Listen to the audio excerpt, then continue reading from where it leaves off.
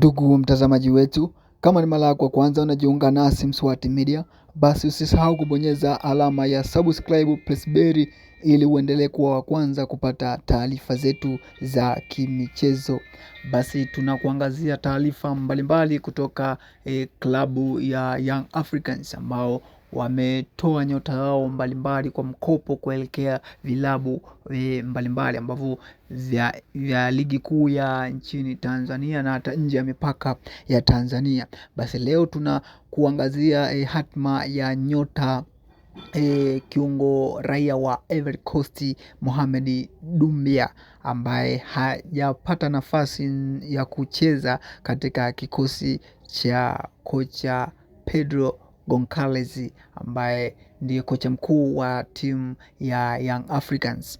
Hivyo kutokana na ripoti ya kocha huyo akawa ameamuru kwamba mchezaji huyo aweze kutolewa kwa mkopo kwenda timu nyingine kwa sababu hana matumizi naye.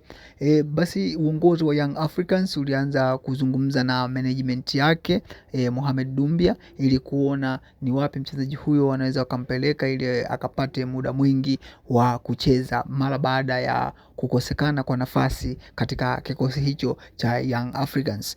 Hivyo kwa ripoti zilizofikia ni kwamba wamempeleka mchezaji huyo Mohamed Doumbia katika ardhi ya Madiba kule Afrika ya Kusini katika timu ya Malmo Gallants ambako ndiko mchezaji huyo atahudumu kwa mkopo mpaka mwishoni mwa msimu huu wa 2025-2026.